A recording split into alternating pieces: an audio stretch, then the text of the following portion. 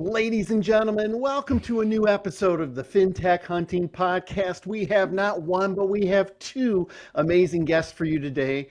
They are consumer engagement experts, industry thought leaders, borrower loyalty evangelists. Please help me welcome Nick Belenky, Managing Director of Solution Sales, and Matt Dowd, VP of Product Management at ICE Mortgage Technology. Gentlemen, welcome. Thanks. Great to be here, Michael. Appreciate it. Well, it is great to have you guys. You guys have a wealth of knowledge and expertise. So let's dive right in. We know it's a challenging market. There's news and market shifts coming out, not even daily anymore, almost hourly. What do you guys suggest, and how do lenders compete in this market versus markets 2 years ago, 5 years ago? Nick, we'll start with you. So we have a lot of conversations in 2025 about how to cut costs. I mean, not just for licensing, but IT and spaghetti code and connectivity software and all that kind of stuff that they're looking to simplify so that they don't have that weight of costs and the complexity on their loan officers. So 2025 is about streamlining and simplifying for a lot of our lenders. Excellent. Matt, anything you'd like to add to that? No, I mean, I think Nick did a really good job. I'd add probably 2 points to it. One, I think it's really important that lenders today start thinking about, internally we use the term become all-weather business, right? We operate in a market that's going to go up and down over time. We know that there's cyclicality to it.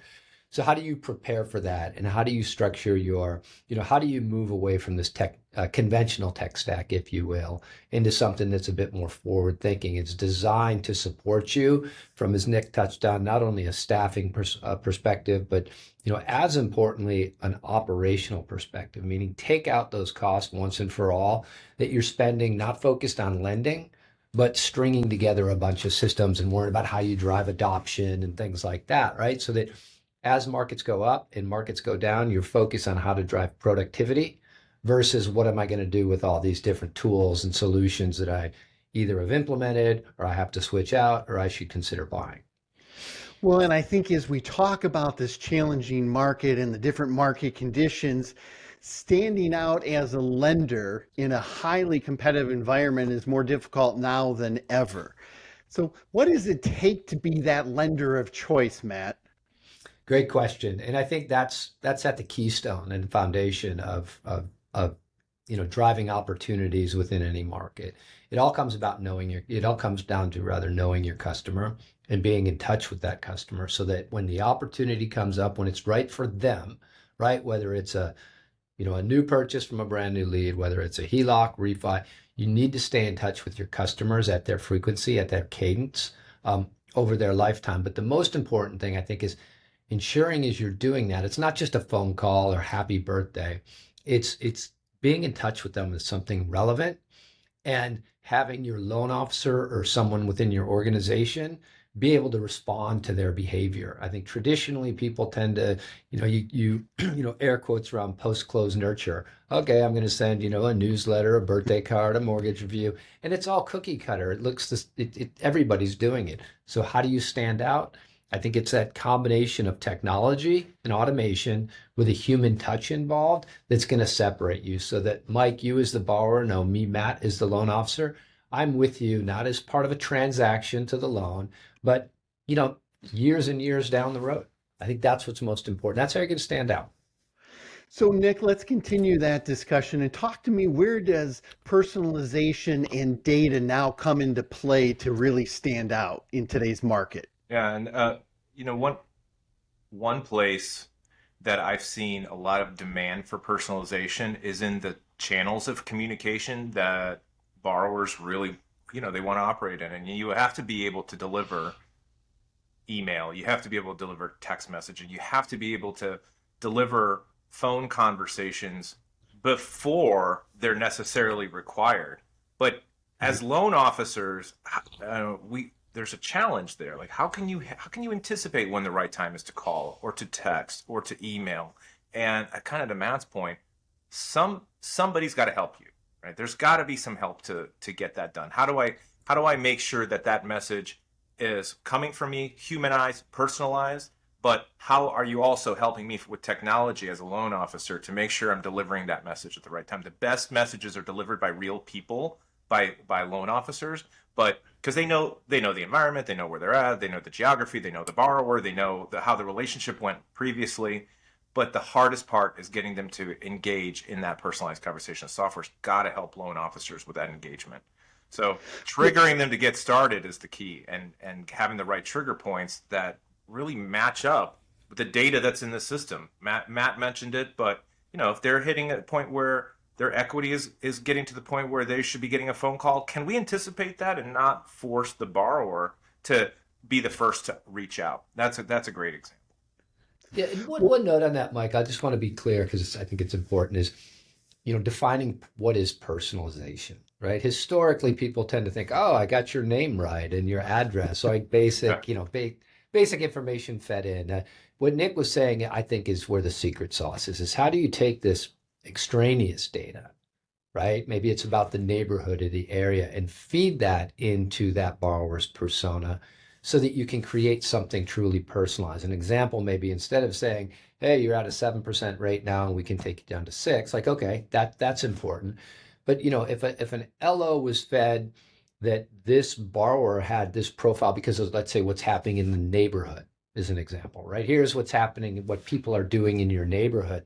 That makes it even more personal, right? Because it's not just, like I said, it's getting away from transactions, saying, who I am, where I live, what I do. So data enrichment, I think, is what's going to be key. Well, I love that you guys dove a lot deeper because I think, to your point, a lot of people just thought personalization is they got the name right. Maybe they got one fact about it, but when you can drill down and leverage the data and really understand, hey, here's what's going on in your community. 7 of your neighbors have swimming pools. Are you guys looking to get a home equity and add a new pool to, those type of things make a profound difference because they know that me.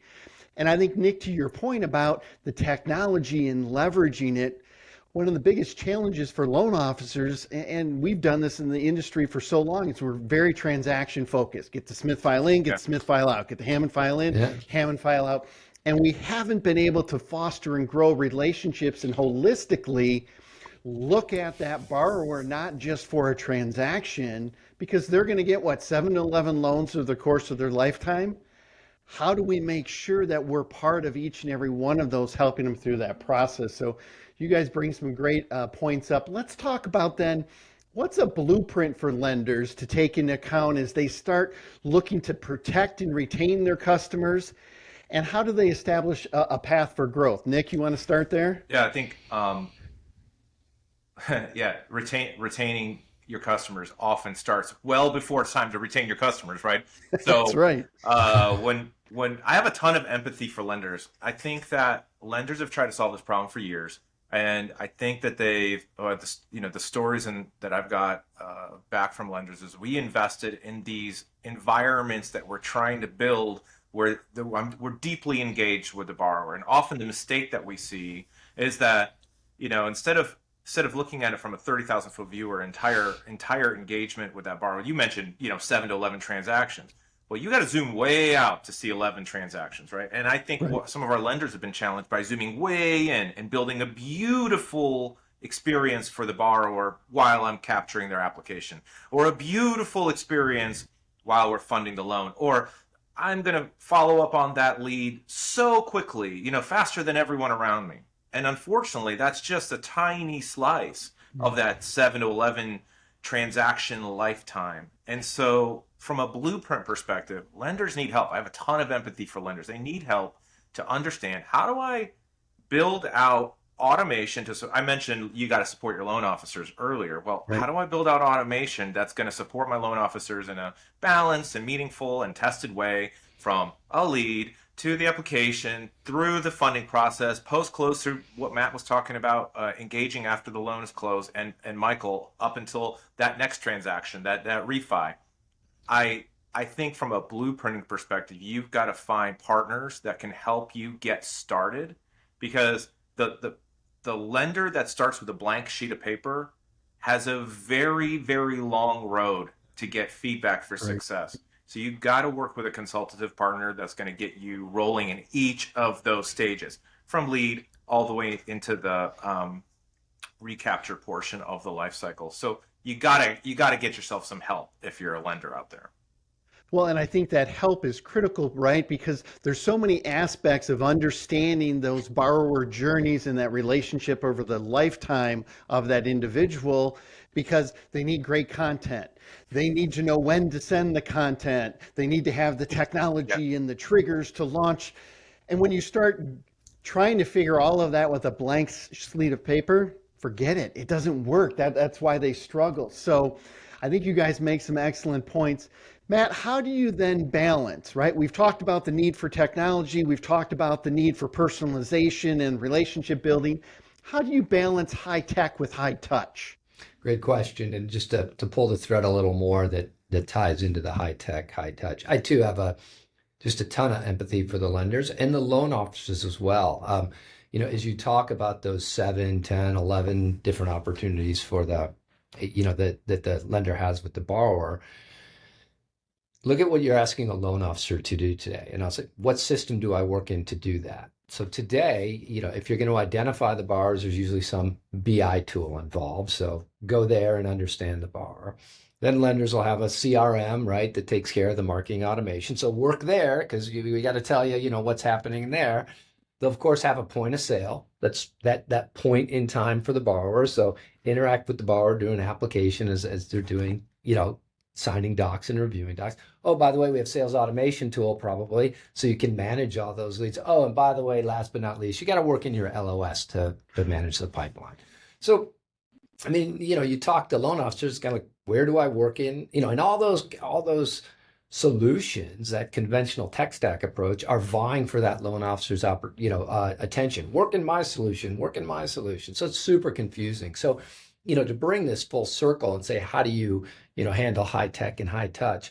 Let's start with, if I'm a loan officer, work in one place, right? Just work in one place, whether they're, a new opportunity, we're in the prospect stage, it's a pipeline, it's somebody clicked on an email and open it. Just give them that single pane of glass, or that LO cockpit, if you will, where anything that's happening out there, that's where they have to work. Now you've solved an adoption problem, right? Because you're saying, just work here, everything you need to do.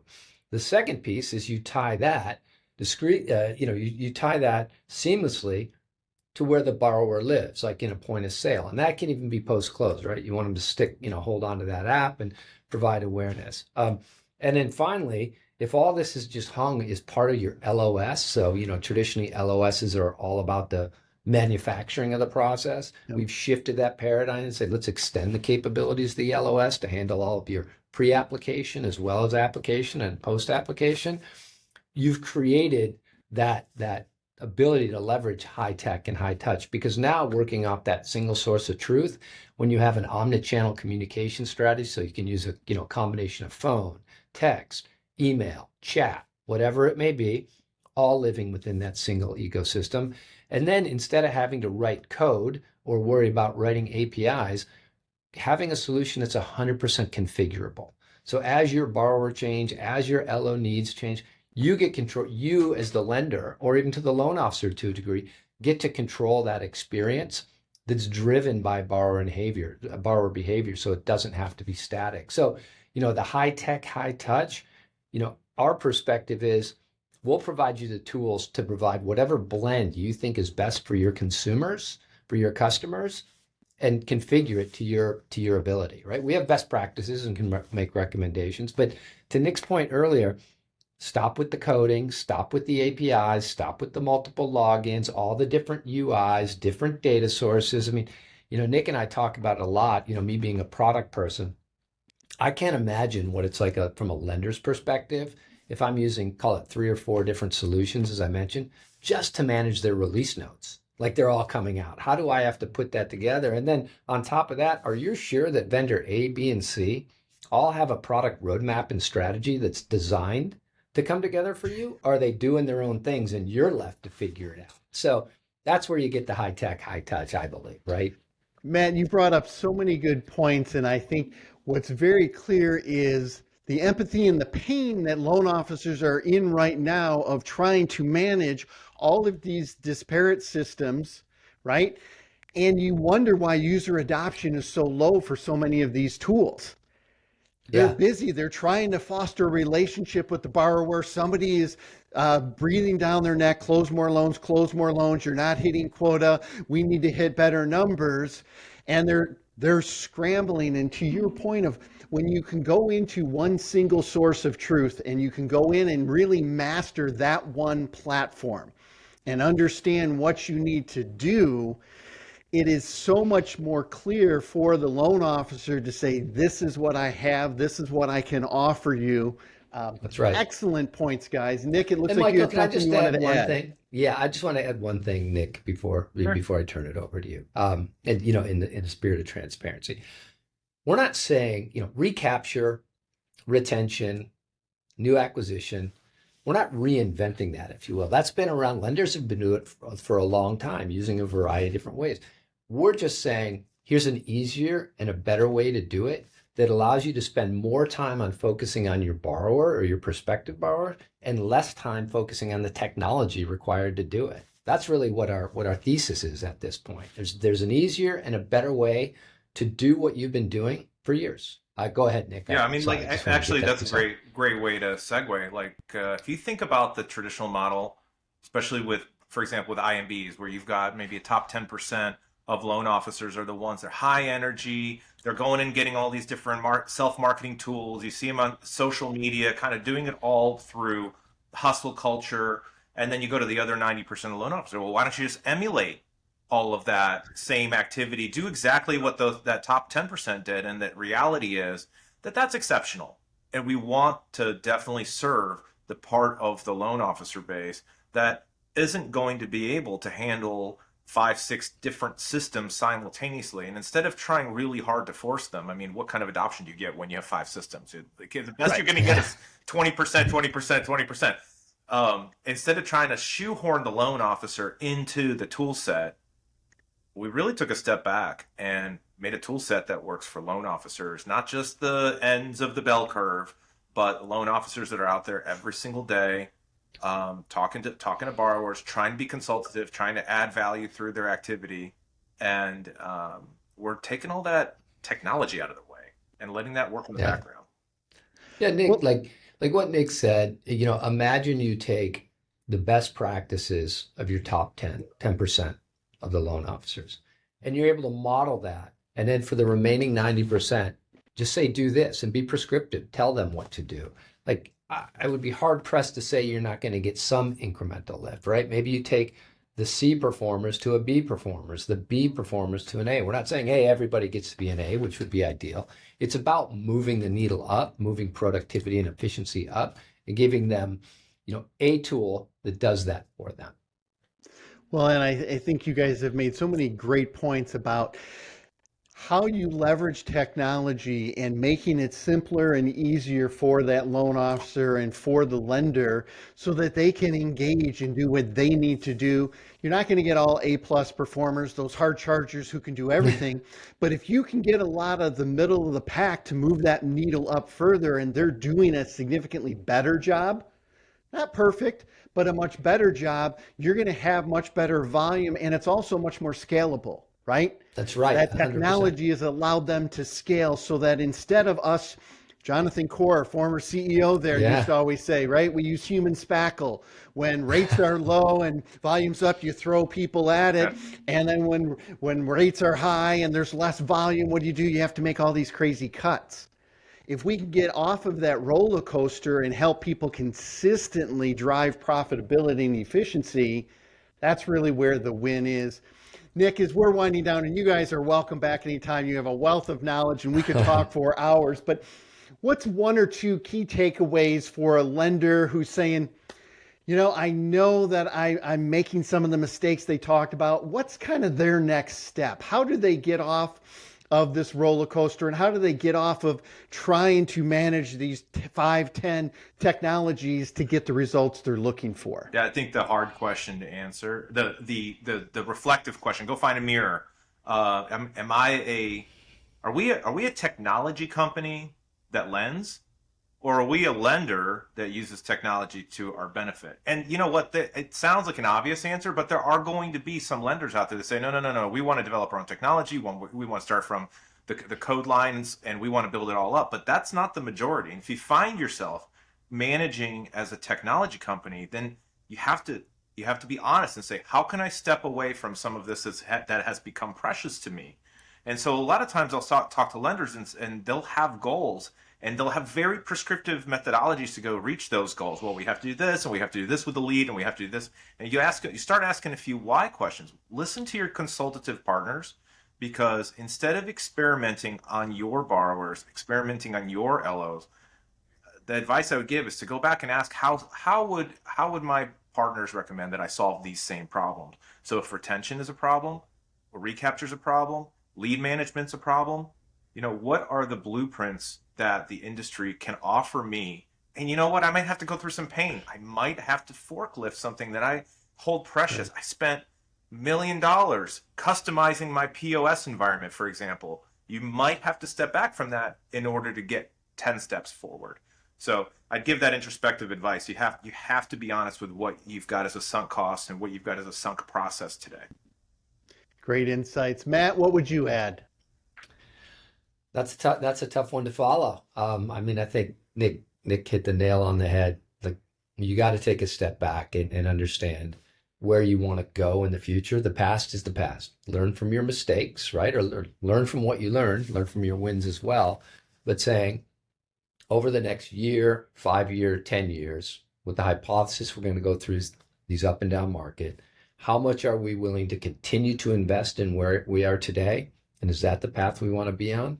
Or are we looking to, offload some of these things because we can get everything we need, in some case more, and then free up a whole bunch of capacity and resources to do other things, right? That's where I think you gotta be looking at it. Less human spackle. I like that. I'm less human spackle, right? Get out of the human. I was with Jonathan, right? I was back in the early days. Human spackle. That's a zero sum game at the end of the day. If you think about what happens if volume doubles or triples, it becomes a capacity issue. Could we handle it with what we're doing today? What's our throughput going to be? Or would I need 5% more resources versus 10 versus 15? But that's all operational savings, even if you do have to staff up a little bit. Probably, better than doing 2x or 3x of what you might have to do if you haven't thought through it, just like 6x. Just because you have this, desire to hold on something that's near and dear to your heart. Exactly. And I think getting away from that, I'm holding on, right? There's so many product champions. Well, my whole job revolves around what we did in the POS or how we tweaked and configured the LOS. And as a leadership team, you've got to be able to look beyond that and say, okay, great. We commended you for the work you did at that time, but this is a new day and age. This is a new way of looking at things, and we have to continue to push the needle forward. And I think you guys share so many great insights. You guys are welcome back anytime. Thank you so much for being guests on this episode of the FinTech Hunting Podcast. Thanks, Michael.